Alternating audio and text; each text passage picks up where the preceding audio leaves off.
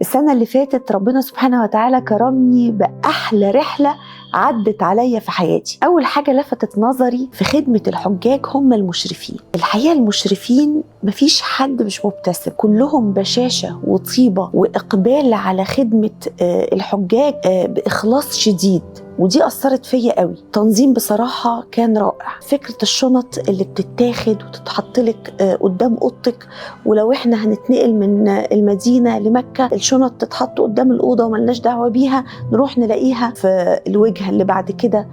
التنقلات سواء من المدينة لمكة بالقطر رحلة في منتهى الجمال والتنظيم. المكان اللي احنا كنا فيه في عرفة أو الخيمة كان رائع وجميل، والناس واقفين على خدمتنا، مش حاملين هم تنقلات، مش حاملين هم أكل، مش حاملين هم تعب ولا نومة. الحقيقة كل حاجة متيسرة. ما تحملوش هم نظافة ولا هيجين ولا خدمة ولا تنظيف ولا حاجة. الحقيقة الموضوع كان يعني أكتر من رائع وأكتر من ممتاز. السنة دي عرفت كمان إن هم جايبين إشراف نسائي كبير، جايبين بنات كتير المفروض تطلع مع الحجاج والستات عشان يبقوا في وسطهم يعني ويسهروا على خدمتهم. أي حد عايز يعني يدلع نفسه بحيث يركز بس في المناسك، يعني هو عايز إيه؟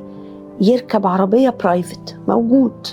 عايز يطلع في الطيران بيزنس، موجود. كل ده موجود. طبعا أنا بحب أسكن على الحرم، يعني بالذات في مكة أحب قوي برج الساعة. بس اللي لاحظته إنه شركة تروية عارفة تعمل ده بسعر أقل من كل الشركات التانية، ودي كانت نقطة قوة خطيرة. باختصار تقدري تعملي حج فاخر بدءا من صالة كبار الزوار والبزنس كلاس، كل حاجة تقدري تعمليها بأقل أسعار ممكنة. وأنا واثقة جدا من النقطة دي، لأني لما سألت الناس حواليا لقيت نفس الحاجة اللي اتعملت في تروية بفرق سعر كبير جدا. أنا السنة اللي فاتت استمتعت استمتاع وأعتقد أنه وصل، لأنه كان بإخلاص شديد والله. وزي ما ربنا يكتب لي إذا طلعت أكيد هطلع مع تروية بإذن الله. بإذن الله تروية ترافل نرتوي بلقائه.